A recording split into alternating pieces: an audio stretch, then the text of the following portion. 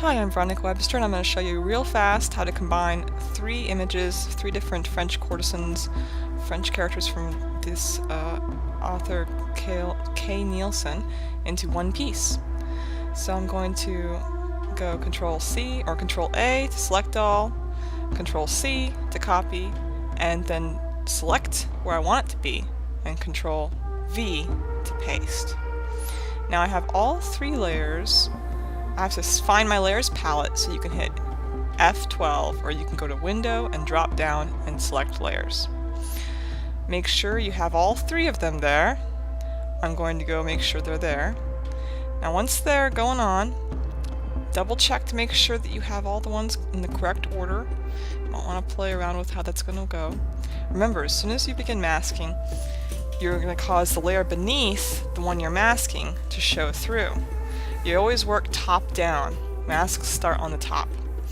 I'm going to unlock my bottom layer by double clicking on it, move it to the top, because that's the one I want to start masking. I want him to be visible, so I'm going to place him underneath her. Okay, so I have my mask on. That's the little square with a circle on the inside of it. I'm going to grab my brush tool and select black, because I'm drawing onto a white mask. Make sure the mask is selected in the layer itself, and make sure you could drop your opacity if you want to see exactly where to draw. Now I'm going to use a brush tool. Actually, the lasso tool makes it a little more precise, and I have a magnetic lasso here so that I don't have to do too much work at all. In fact, I'm going to very sloppily do this.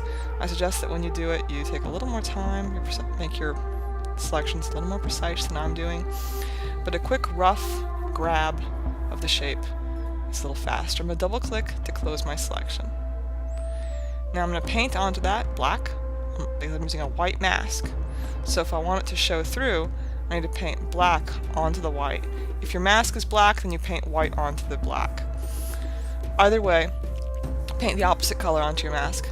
Now my paintbrush, I turned up the opacity there real fast because it was set low. Make sure your paintbrush is on normal setting, that it's on fuzzy for most of this, and the opacity is all the way up. So I'm going to grab in the legs, the corners, and everything look pretty good. For the stairway, I'm going to use the regular polygonal lasso, but you can use any tool you want. When you accidentally click, use the backspace tool to deselect the last point. Okay, I'm just roughing this in real fast. The point is that you can quickly create your mask. Okay, I need to move him down. I'm going to do that real fast. I'm going to come back to this video. It'll just take me a second. Okay, so I moved him down. Now it looks like he's calling to her, even though he's from a different picture and she's from a different picture where he wasn't in it. So I've just added him into a different picture. Awesome. Now I want to add another one. So always work from top down. Grab something and move it to the top. Give it a mask. I gotta figure out where to put her first. Should she be on top of the steps or on the bottom of the steps? I think I'll put her on the bottom. So I'm gonna add a mask. It's a square with a circle inside of it. And because she's in the top layer and I want to get rid of everything but her, I'm gonna make it black. Paintbrush or paint bucket black. Now I'm choosing my brush tool and I'm gonna brush in white because I'm drawing on a black mask now to have her show. So it doesn't really matter what color your mask is. You can do black all over and then paint in the figure in white, or you can have it be white all over and paint the figure in black. Either way, you get the results you want. Depends on whether you want to hide everything or keep your background.